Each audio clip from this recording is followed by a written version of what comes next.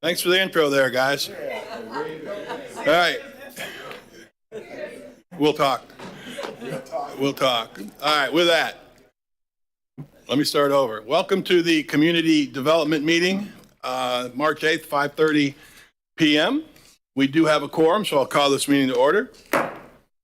Would you please join me in a moment of silence? And while we do that, we've been asked to remember all those that we've lost to COVID over this tough time, and certainly remember the people in Ukraine.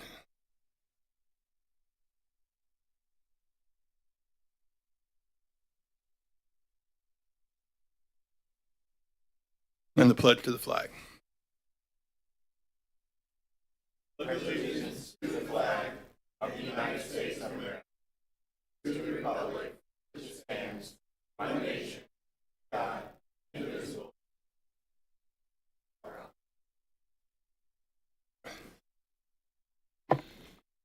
Thank you. City Clerk, would you please read the rules to speak? Yes. Individuals wishing to speak on agenda items must complete a sign-up card prior to the item being introduced. Sign-up cards are available on the table in the council chamber. Individuals wishing to speak on non-agenda items may do so under petitions and requests from the public present. No sign-up card is required. Citizens will be given 3 minutes to speak on all agenda items. All sign-up cards and exhibits being submitted to City Council shall be placed in the box on the table in the council chamber. Thank you very much. May I have a motion to approve the minutes of the February 8th, 2022 CRA meeting? So moved. I have a motion by Member Nelson and a second by Vice Mayor. All those in favor say yes. Yes. Opposed say no. Minutes approved. City Manager. Good evening, Mayor and CRA Board. The first item, 6A, is the community policing update, and Lieutenant Josh Little from the Titusville Police Department will provide an update to the Community Redevelopment Agency for 2021. Good evening. Oh, sir.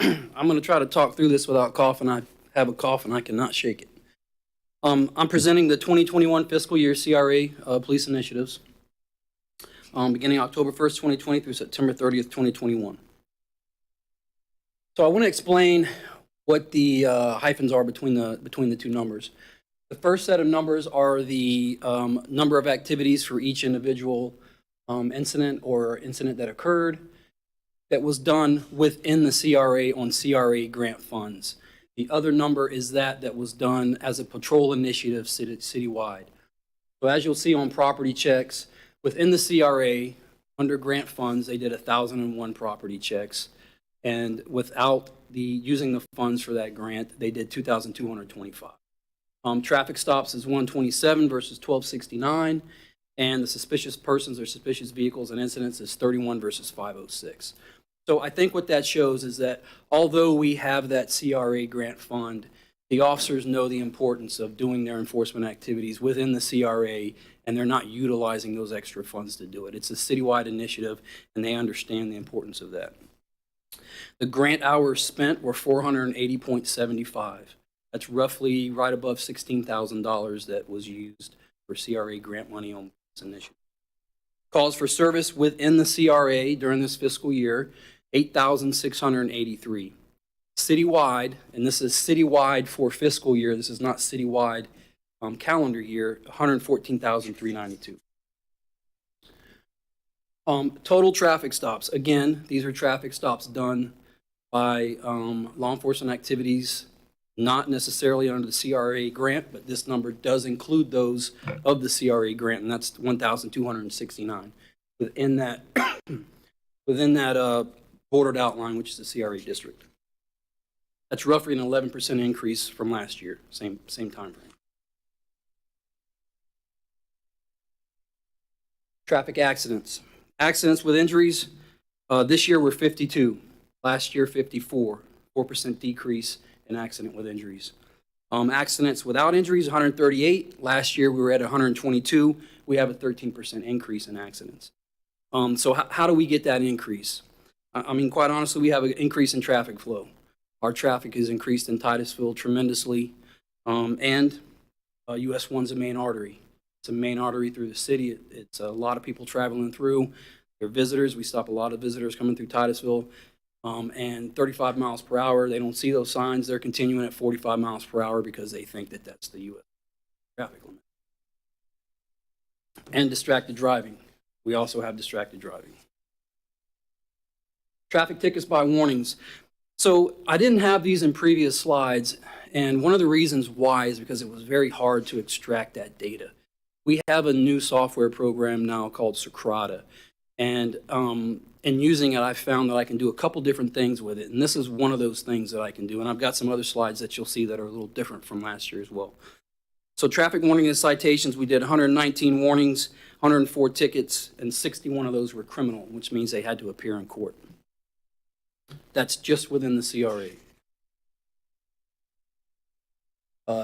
Again, traffic warning and data, I was able to break it down by race so that we could see what we're issuing. You know, what are we doing for traffic enforcement?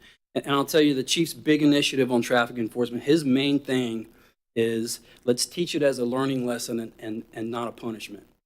We don't want to go out there and continuously write tickets for $200, $300 for the citizens and the visitors that are traveling through, especially in today's economy. Our burglaries in our CRA. Commercial burglaries, we had 4. Vehicle burglaries, 13, and we had a total of 17 burglaries with no residential. Last year, we were at 28 total, so we had a 39% decrease in burglaries within the CRA district. And I double-checked the residential because I couldn't believe it. I was like, there's got to be one, and there wasn't. Burglary comparison citywide, 17 cases within the CRA, 361 citywide. Again, 39% decrease in the CRA. Citywide, 35% decrease. What's that?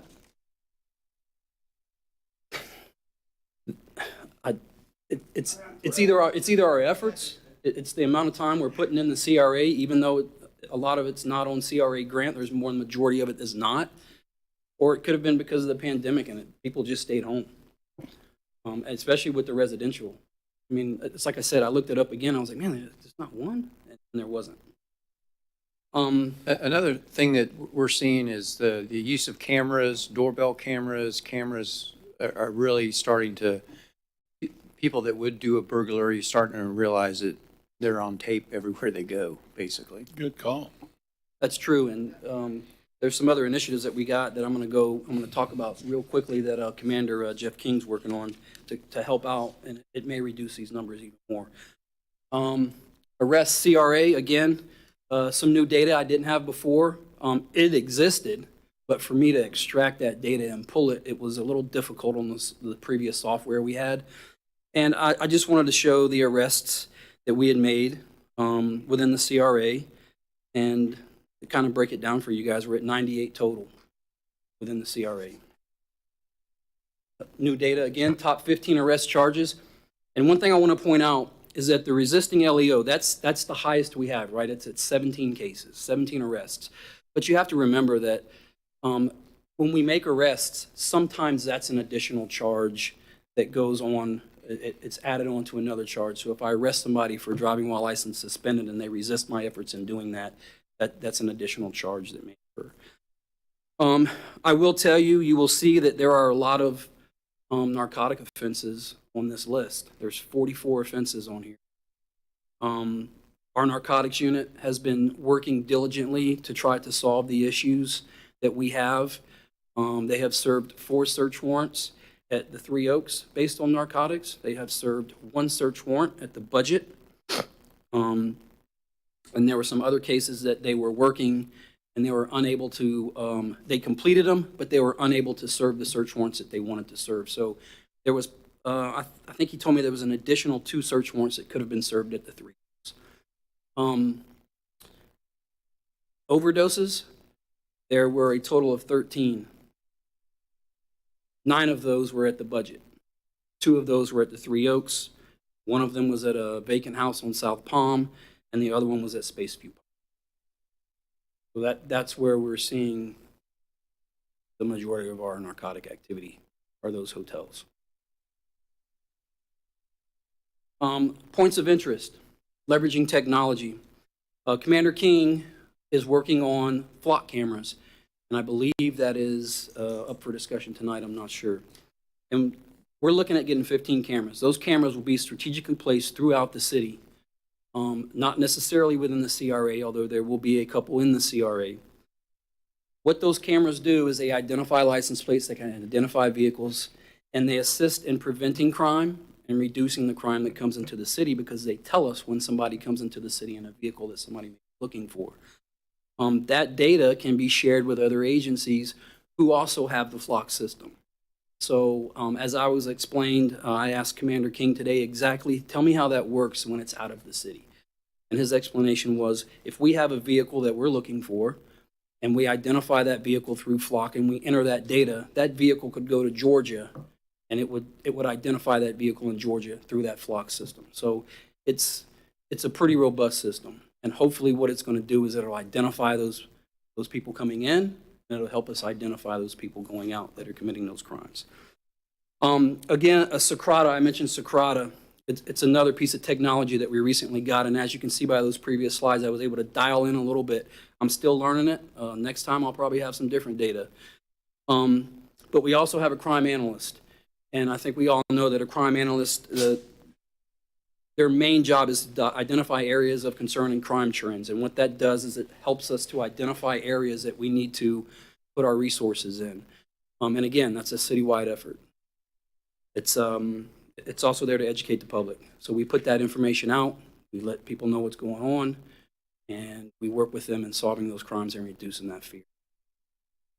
Our crime reduction strategies, continued property checks. There was a meeting held here at City Hall. It was a community conversation, and we learned that we have to do some improvements, and one of those improvement measures is meeting with our business owners. So we are now putting out our CRA details, and they specifically mention, get out of your cars, walk into the businesses, meet with the owners, talk with the customers, meet with the residents that are visiting in there, and show our presence. That is an initiative that we're doing now, and we understand that that's something that we need to improve. The homeless population. So the homeless population, I think nationwide, we can see that it's a little tricky to deal with. And part of that is dealing with the humanitarian part of it. So do we arrest, or do we try to build those relationships and assess their needs? Now, I will tell you, there's a lot of the homeless, I don't want to say a lot, there are some within the homeless population that are not vets, so they can't get the veterans assistance, and there's others that just don't want it. They don't want the help. And there's another part of them, they're traveling through, they're a transient population. They're down here for the cold winters, they're gone when it gets hot. So balancing that sometimes becomes a little difficult. It's not to say that we can't arrest people for violations, but is that really what we want to do? And I don't think it is.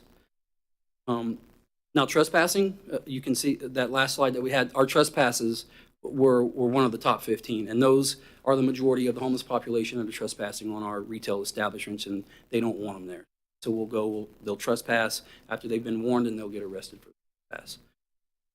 The continued enforcement on US 1, again, main corridor, increase in traffic flow. And that's just increasing our efforts with the speed, the pedestrian crossings, and I know that the city and Kevin Cook and DOT are working on some additional measures for our crosswalks. Hopefully we'll see that go through. It'll improve the safety of those walking through our downtown area. I do want to mention, and I mentioned this before, but I just want to hit it again. So burglary citywide, we did a 2-year comparison, and or break it down 2 years is what I meant. So citywide in 2 years, and this is calendar year, this is not fiscal year, we're down 40% in burglaries. If we go 2 years that same time, that same calendar year, not fiscal year, we're down 64% in our CRE district in comparison. So again, I think our efforts are showing some type of deterrent for the crimes that are being committed, or that were committed at one time.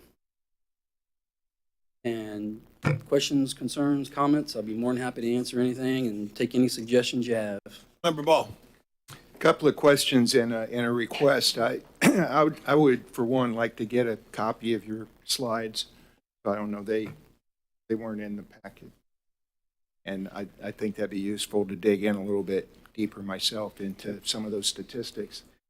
On the traffic statistics, there were 52 with injuries and I guess 138 without injuries, and the 138 was an increase and the 52 was a we went down.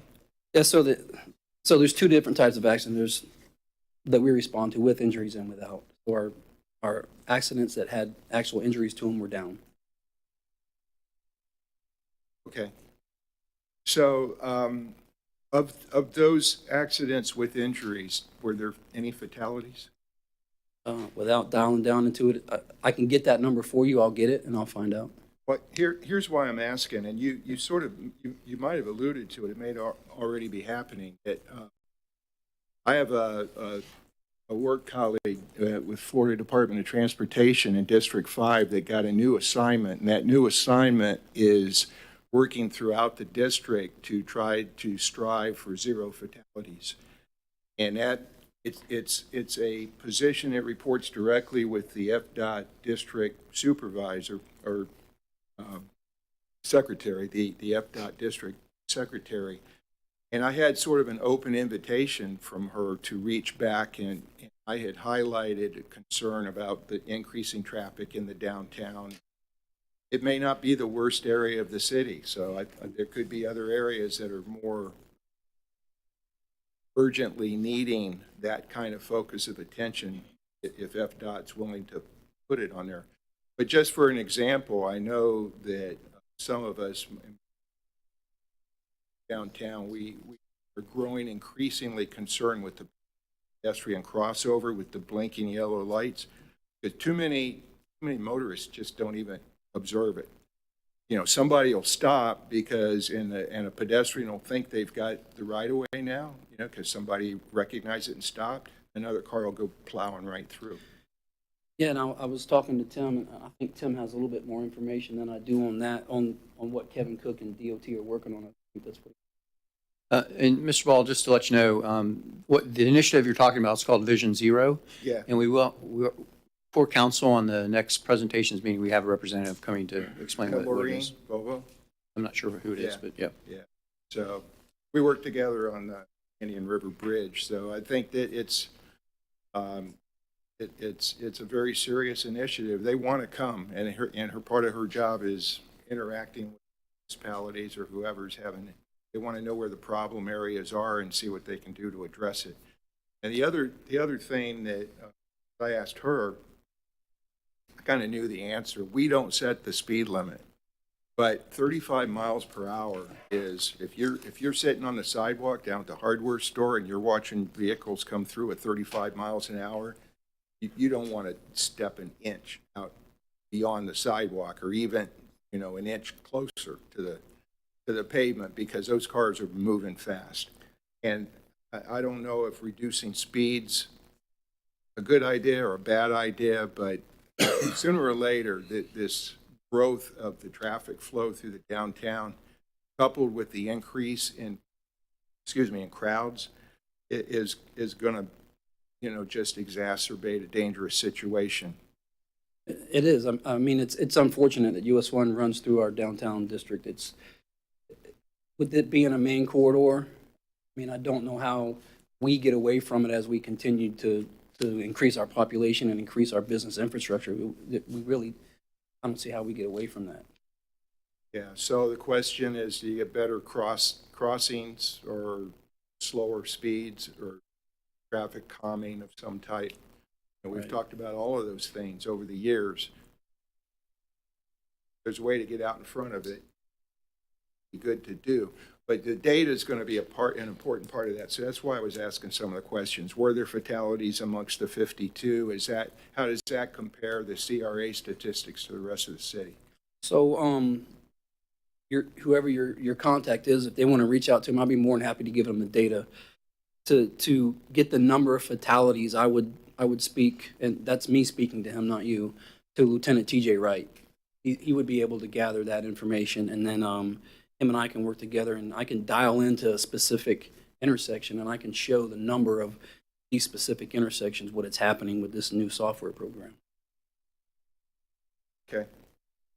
Member Robinson. Yes, thank you. Great data. On the home burglaries for residential, I see for the CRA is 0.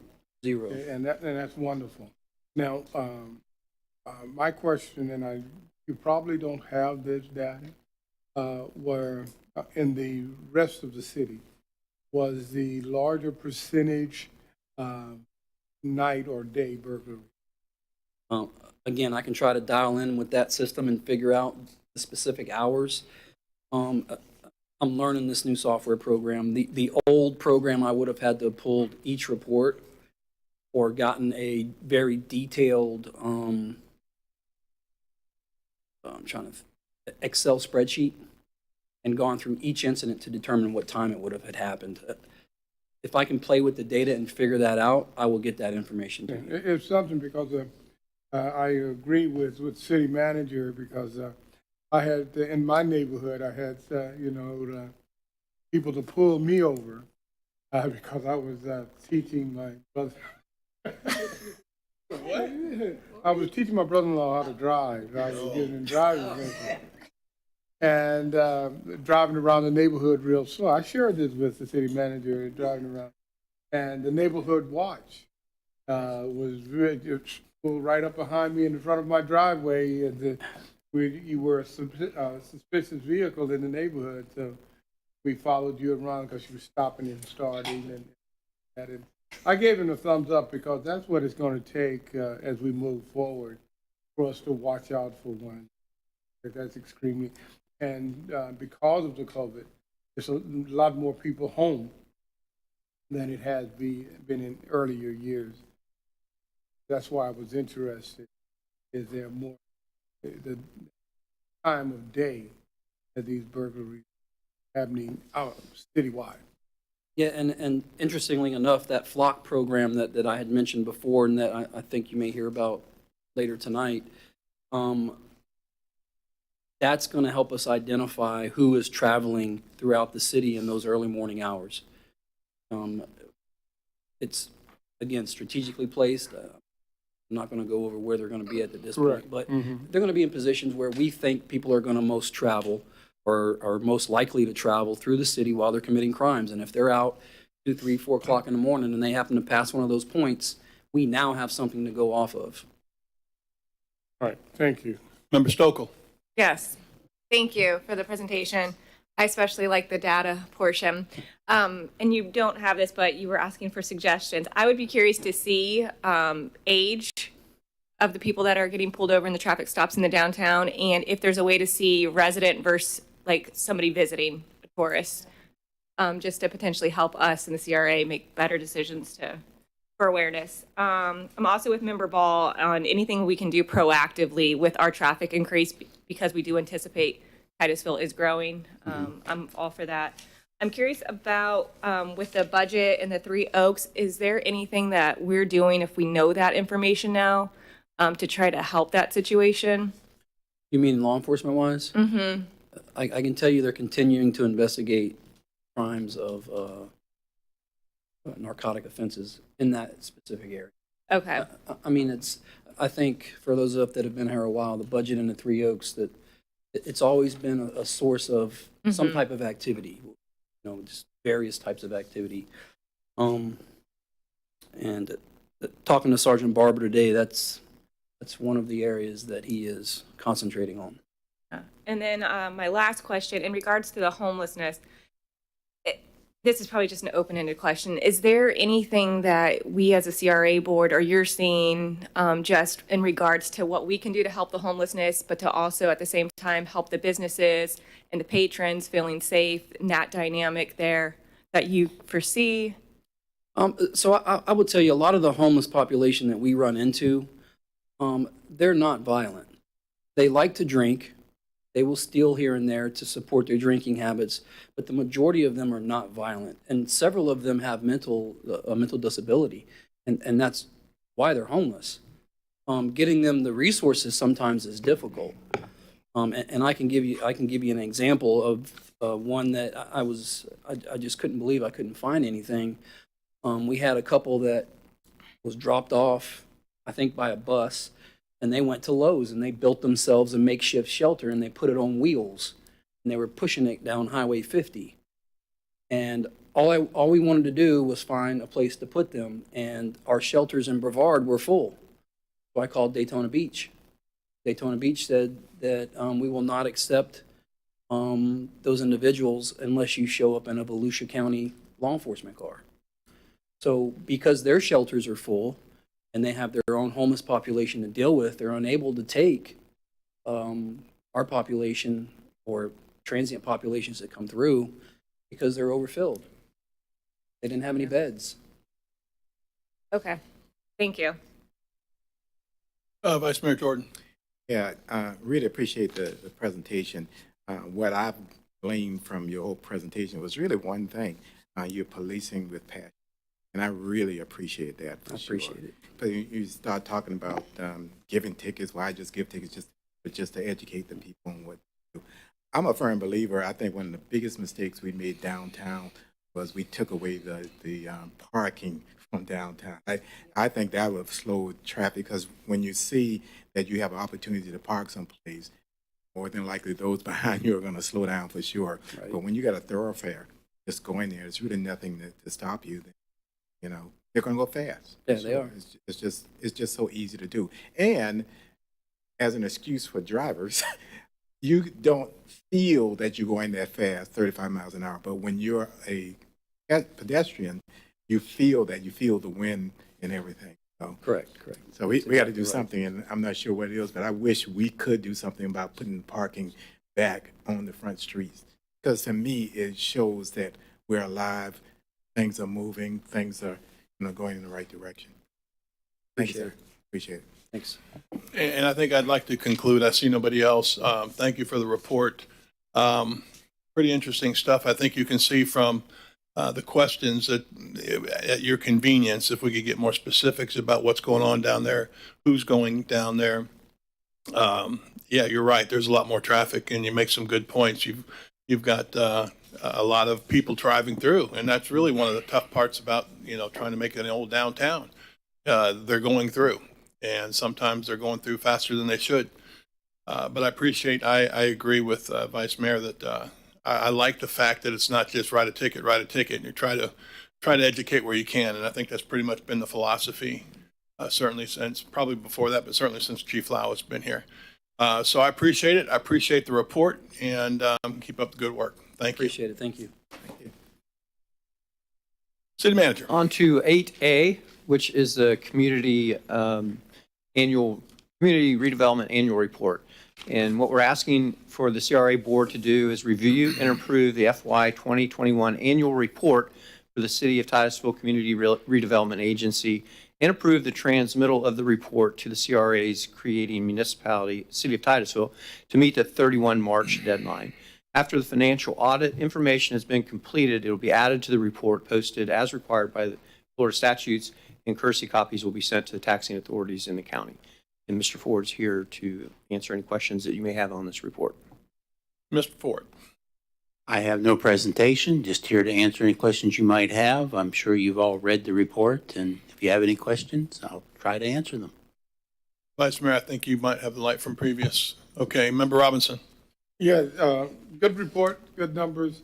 And I've mentioned this before. My only concern is puzzle is that we are approving a report before we get the audit. That's my. And you will wind up approving the audit as well. Yeah, we're going to, Right. and that's what I was told, and I said that was my only concern about it. Yeah, we get caught up in the state statutes requirements, and the calendar dates don't line up, and the auditors are always dragging their feet. I know finance wouldn't say that, but we don't get it enough time for the 1st of March. So Right. we're hoping to have it for the city council meeting on the 22nd. Yeah, And then that's what was we'll bring explained. it back, to the CRA at the April meeting. Yeah, and thank you. That was explained to me, and I understand that as long as we get a shot at it. Thank you. And just to clarify, the auditors aren't dragging their feet. They're actually doing a very thorough audit, and we always look forward to the audit information at the end of the year. Choose the right word. Yeah. Dragging the feet just came out. I always ask them to do the CRAX stuff up front so we can get it in, but they never do. Member Nelson?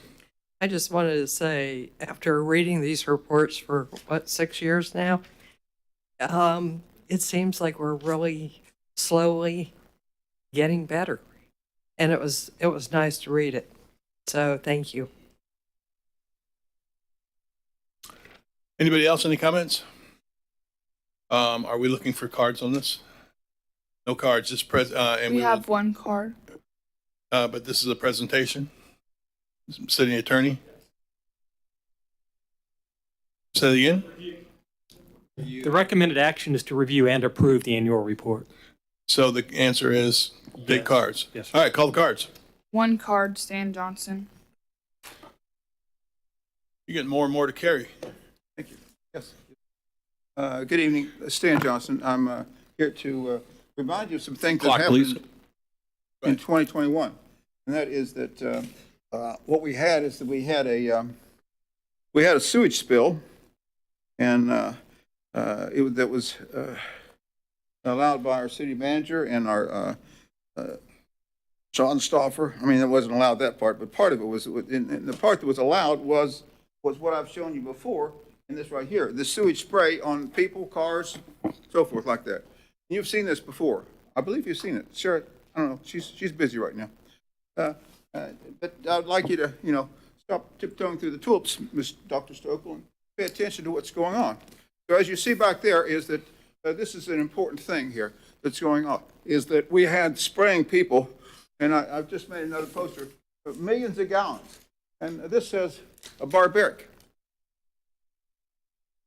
I say it's barbaric, what you guys did, what the city did.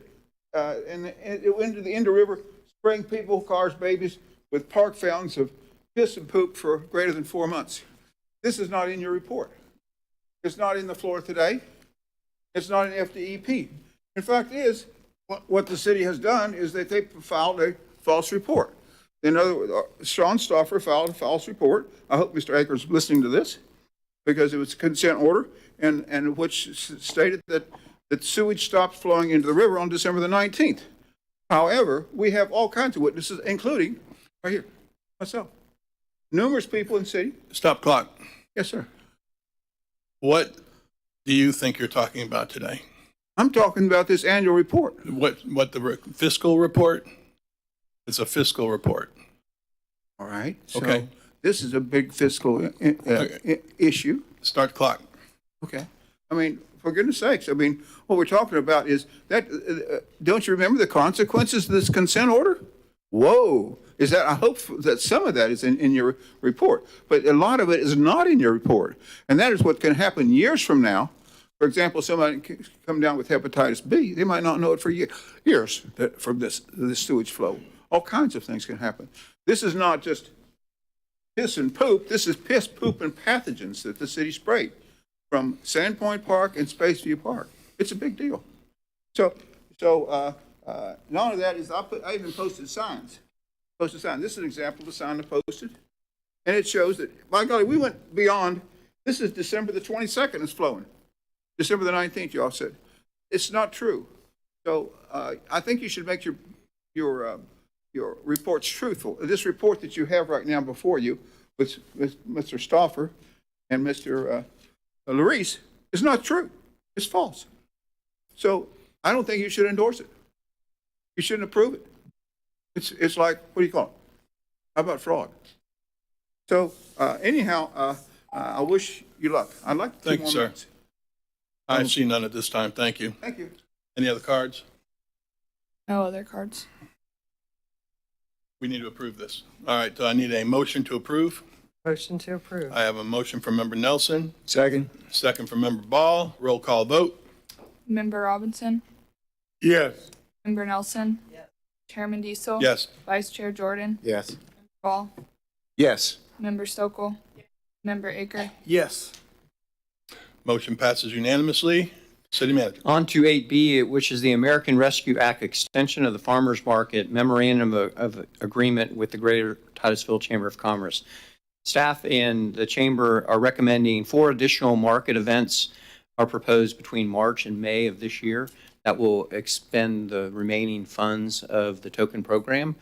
And staff is also in the process of working to see what the next plug of American Rescue Act money will be used for.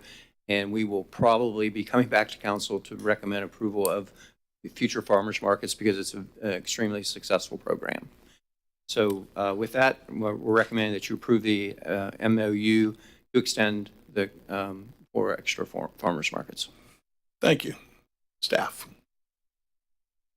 No, I will just go, and I think everybody feels the same way. I think it's an outstanding program. I think in many ways it shows the heart of Titusville.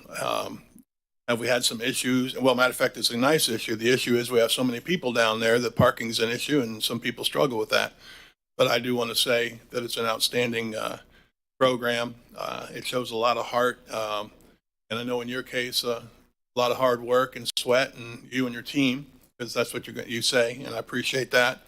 And with that, is there anybody else on council wants to say anything? If not, we'll call the cards. No cards. I'll take would you like to say anything? Ms. Gatke? Okay, good. Member Nelson? Move to recommend approval of the memorandum of understanding extension for the Chamber of Commerce to continue the farmers market. Second. I have a motion from Member Nelson. I have a second from Member Stokel. Roll call vote. Member Nelson? Chairman Diesel? Yes. Vice Chair Jordan? Yes. Member Ball? Yes. Member Stokel? Yes. Member Aker? Yes. Member Robinson? Yes. This very worthy cause passes unanimously. Thank you so very much to the Chamber and Marcia Gatke and her team. City Manager. And I'd like to echo that because I really do appreciate It's amazing. It's in the amazing. partnership with the chamber and the running of the Welcome Center. It's just a tremendous partnership, and I really do appreciate it. And I've gone out there a couple times, and it does your heart good if you want to volunteer during the farmers market to see what that money does. So anyway. Absolutely. Thank you. On to 8C. This is the FY 2023 Community Redevelopment Agency proposed preliminary budget, and Mr. Ford has a presentation for you. We'll wait for that to warm up. Mr. Ball, I will send you a copy of that PowerPoint presentation from the police department. Thank you very much. Okay. This is for the FY 22-23 CRA budget. The current presentation is to obtain direction for the CRA's FY 23 budget. The CRA's budget will be included in the city's proposed budget, which needs to be submitted by April 11th, 2022 to the Finance Department. Changes can be made based on input from the CRA.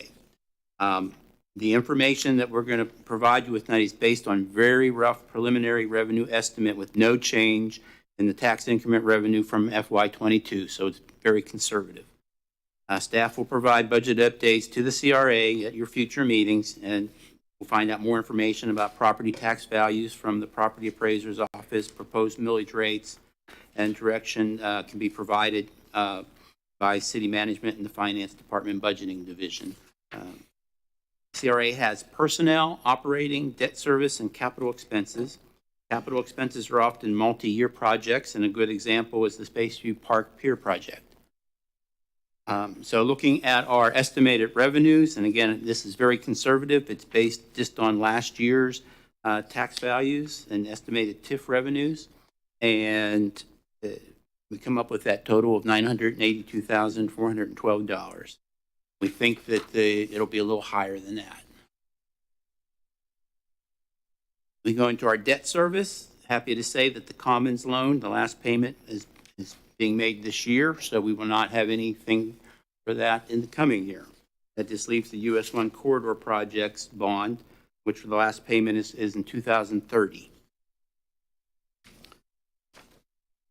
Looking at personnel and operating expenses combined, you have 2 employees.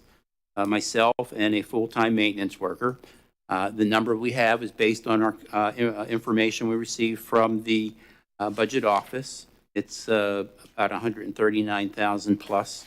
Professional services should be just for community policing. And then you go down the list, our maintenance activities, we're proposing a $10,000 increase in the right-of-way and CRA improved ground maintenance. And then you have some the other items listed. So we come up with a total of 370, 380. And then when you combine those all together, subtract them from your revenue, you get approximately 491,000 for capital projects. So looking at recommended capital projects for FY23, based on that, and of course the numbers could increase when we look at mid-year review, carryover funds, etc. Budget amendments can be made. We have the building grant program, 50,000. We have trail town amenities, and we're proposing to replace the 2 business directory signs, which have worn out and need to be replaced with something much nicer. And then we have the Spaceview Park Pier, where we're getting very close to have enough money to actually build that. And just to update the CRA on that, we're at 60% complete on the drawings. I think I shared that with the council. I'll make sure the other 2 members get that. And we have gone into permitting. When you go to permit something on water with the Corps of Engineer and DEP, it takes quite a while. So we have started that process. And that may dictate changes they may have to make on the plans. That's why we only submit the 60%. And then that leaves about 91,000. And in dealing with our Public Works Department, they have a need for some stormwater infrastructure improvements, which will help in the water quality of the Indian River Lagoon. So, and that takes us right to the 491,000. If we find out we have more money, we can always go back and propose and add other projects. So with that, have any questions? Member Aker. No question. Member Ball. Do you have any detail at this time as to what the stormwater infrastructure improvements would be? Not exactly, no. I know that in dealing with the deputy city engineer, assistant city engineer, she has quite a few projects, and they're probably throughout the CRA area. We have 8 different basins that cut through the CRA district.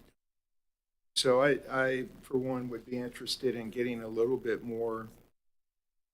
I'm all for it. I'd just like to know what we're getting for the 91,000. I can bring that back at the next your next meeting. Yeah, it's obviously a very high priority in terms of doing what we do to do our bit for the River Lagoon stormwater. Reduce the biome, improve the quality of what's making it into the lagoons a plus. Member Stokel. At the community conversation, it was brought up again, lighting as an issue.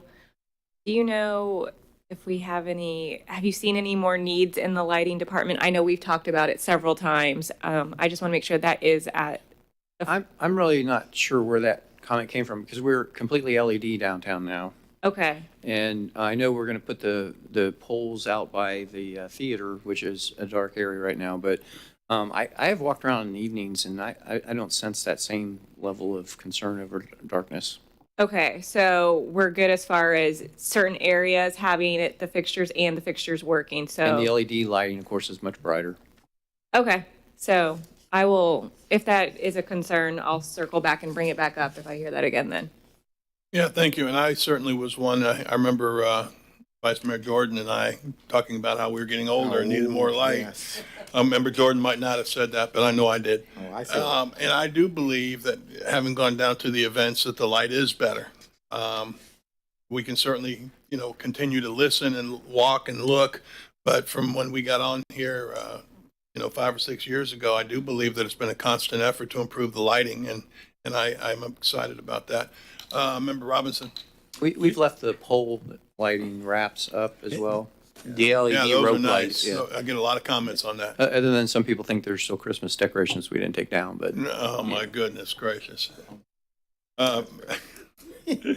Member Robinson. Yes, my concern and thoughts is on the Space View Park Pier. Is that, I know that we are working hard to do what we can to clean up the Indian River Lagoon. And ever since day one that I've been here, I've asked the question of flow, water exchange, how much water is going. I know that it's about half an inch or a quarter inch of water exchange down south of the water, and I know that we want to do as much as possible to not interfere with that water flow. And I know on this particular, on the cross bridge, if I may call it that, it has got stanchions, and I mentioned that, and I would like to know what effect that the stanchions and how many. I think I counted about 3 or 4 of them. yeah, so that'll all be part of the permitting process. That'll all be analyzed during that process. Right, so that, and then I also know as we come up with that, there has been some, I went to a couple of meetings, at least a couple out at the Sand Point, talking about the shape of the bridges in water so that it causes water, or when the water comes in, it causes a greater flow and stuff, and things like that. So anything that we can do in this design process to increase the water exchange and to keep it flow without inhibiting or restricting the flow of water and the water exchange, because that is one of my major concerns. Knowing a little bit about water, that's my biggest concern. And I think over the years, with all of the things that we've done, I think the water exchange, water turnover is part of the problem that we have. And maybe we may not know this or where they were. Some of the tributaries that goes across or goes and the marshlands that help filter the water as it goes may be a problem. And we want to take all of that into consideration. And I want, as this go forward, I want to see people down there every time. I know that SpaceX is doing a lot more flying than NASA did before. So it's going to be more crowds down there, and it's a good thing to have that. And Scott can open up his back, and my counterpart here can open up her back as well for people to view the shuttle or the space. But take that, see if you can find out something for me on the difference between now and then on the water exchange for that. Thank you, Vice Mayor. I found it real interesting that the councilman asking you to open up. He didn't go ahead and open up. That's really nice of him for sure. Anyway, the only thing I have to say is I got interested in the directory signs. I would ask that we consider what we're doing with the sign. And when people come in, they see that Titusville. In fact, I think you had the presentation a month or two ago about the wayfinding signs on the trails and being consistent with the federal government, the city of Titusville and Brevard County. Right.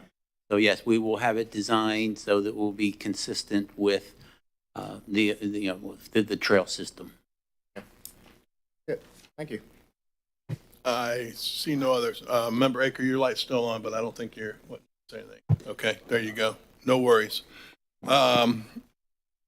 We are advising, we do need to. I think you got enough direction on this round. And again, this will come back to you several times in the process. So we don't need to vote or anything like that? No, sir. Say that again? Okay. Go ahead, call card, but no vote needed. This is just you got what you need. 1 card, Stan Johnston.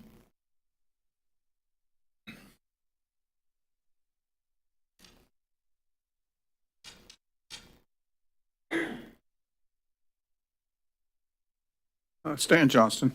I'd like to comment a little bit about what we're doing here, is that I noticed in the presentation that it didn't say this thing about parking needs, Oh, what?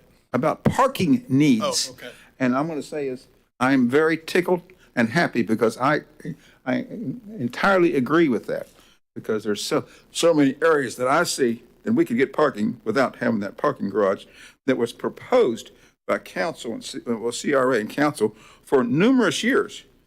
A few years ago, numerous years, we had a $6,000 proposal that was on the books, continued for many years to build that parking garage. Now, regarding the pier, the $300,000 pier, I believe that the money could be spent better in investigating what the heck is going on with our river, because it appears that nobody's doing the testing that needs to be done. I've called Flowers Lab and saying, listen, why don't we do some kind of spectrographic analysis, which really isn't that big of a deal. They had it even when I was in college, spectrographic analysis showing what. Because what we have is we have all kinds of herbicides going into there, like, for example, Roundup. Some of these things last for long time periods. And what we are is right now is we're having our seagrass is dead. People blame it on nitrogen and phosphorus and algae blooms and so forth like that, which we know is a lot of it is not. We don't know. And the thing is, someday maybe we'll find out. But I believe what we'll find out is a lot of it has to do with the chemicals, which we think, well, we're not putting a lot of chemicals in it. But if you talk to the beekeepers in Brevard County, what do they say? The bees are dying.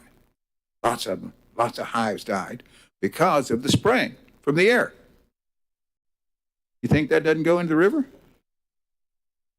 So we need to spend some money and to look into what the problem is, and we're not doing it. It'd also be, it'd be nice to also prevent this this kind of thing about the nonsense about spraying people with the sewage and so forth like that. I mean, how in the world would, it can't take a lot of money to hire somebody to just turn off the valve. Be real easy. And so this is going to be continuing on for years now, this kind of information about that, which Florida Today won't print. So you need to look at these things. For example, I said herbicides and so forth, and the analysis of what's going on. And I don't know how you can pay for it, but we have in our government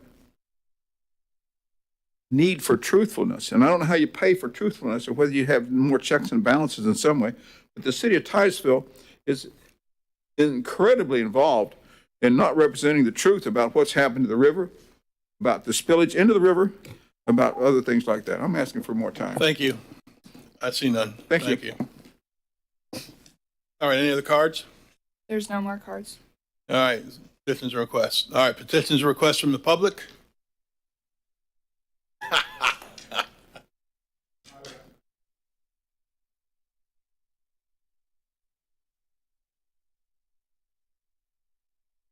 New topic. I'm Roger Molitor, 5417 River Hey, Edge. Roger.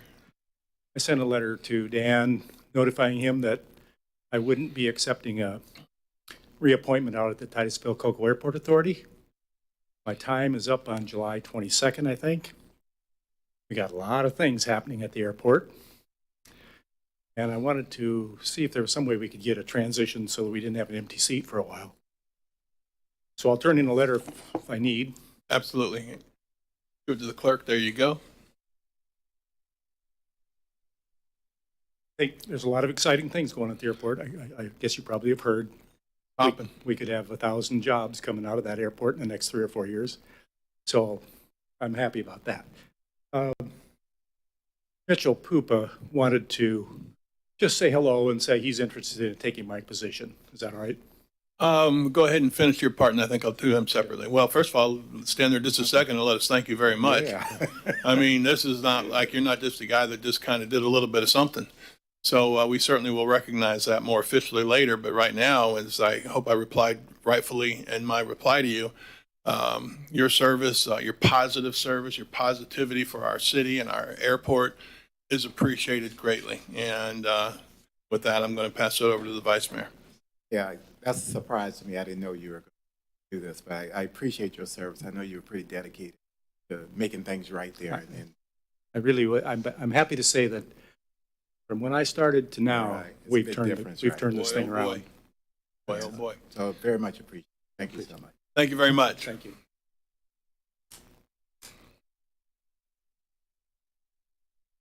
Name and address, and then you can talk about, talk about. Yeah, my name is Mitchell Pupa, and 5811 Hummingbird Court, Titusville. And yeah, I've known Mr. Mulliter now for a couple of years and worked together on some projects. And then I also work out at the airport for a couple different businesses over at the FBO there. That's bring a lot of corporate business in. And then also work with a school there. I'm a pilot myself, so I fly out of there also. And I'm there pretty much 7 days a week unless I'm out of town. And just spend a lot of time there, know a lot of people there, and kind of, I think, am in touch more on the ground floor of what's going on and such than a lot of other people, just because I'm there so consistently. So I think it'd be a good addition, and I think there's stuff that I could learn for sure from them, and so I'm excited to help out where I can. I have an abridged resume and also a cover letter. I don't know if you guys would like You can give that. that to the clerk as well. We can go Okay. from there. Perfect. Well, thank you for your interest in stepping up, and we'll go from there. Absolutely. Thank Thank you you. guys very much, and Thank thank you you. for your hard work. Appreciate it. Anybody else?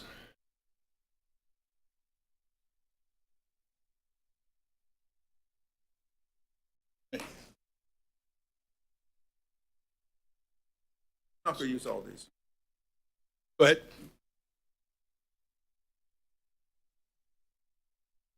Stan Johnston, and here's a picture in sewage pollution. Right there's a picture of a manatee. Manatee, that's it. And I want to praise somebody who's trying to work with saving the manatees. Somebody who's here. I think most of you know this fellow, but he's worked hard. He's worked with Laura Lee, and he's trying to save them. But I don't know that people are listening to him. And that's Mr. Diesel. So I want to compliment you for what you and Laura Lee have been doing. And I'm so sorry that it's not working. It's horrible. And I think we should I mean, almost like have a prayer vigil about this, something. I mean, they're just dying and dying and dying. And who cares? It seems like. I can't believe this is Florida, and we're talking about environment. So I'm hoping that you and CRA can work together with some other people, and especially the TEC, because they're trying too. They're really trying to save the river and to save the manatees.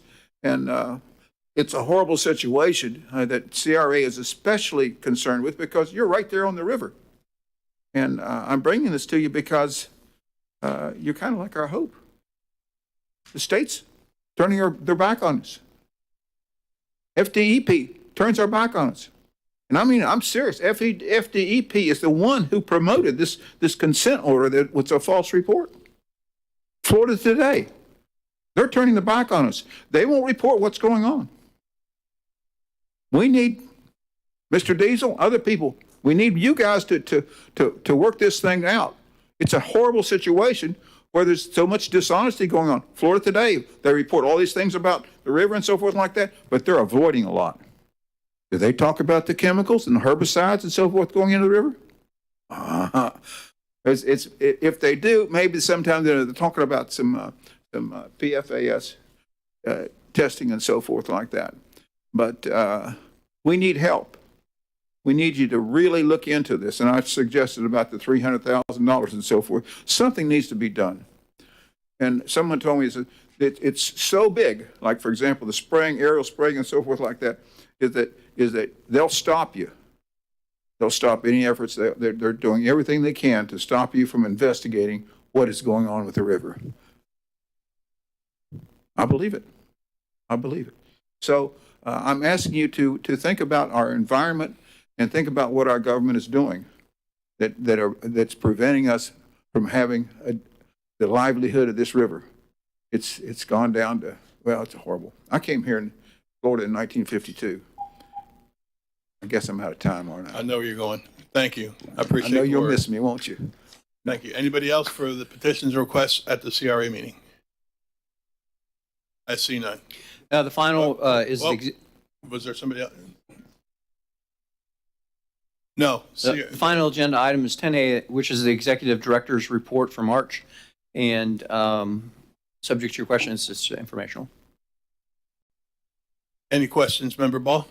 Yeah, not a question so much on the March report, but a request for the April report, perhaps, or at least a follow-up. If Ms. Bobo is the FDOT point of contact that I know, that if she's already coming to engage with the city regarding this initiative to try to see what working with the city FDOT can do to improve hazardous conditions, I'd just like to be sure that the ones we mentioned tonight, that I think there's a broad consensus that there's concern over the speed in the downtown corridor, the speed limits or the lack of adherence there too, and the crosswalks. And I know there may be, I don't know if I heard you correctly. Is she coming to speak with council? No, sir. We have, during the presentations, the 5:30 meeting at our next meeting, a representative will be there to discuss this initiative of FDOT. Here tonight? At the next meeting, the presentations meeting on the 22nd. Oh, okay. Great. Thank you very much. Thank you, Member Ball. Anybody else? Anything more? All right, with that, we will adjourn this meeting. I think we'll begin the next one at 20 minutes till. Meeting adjourned.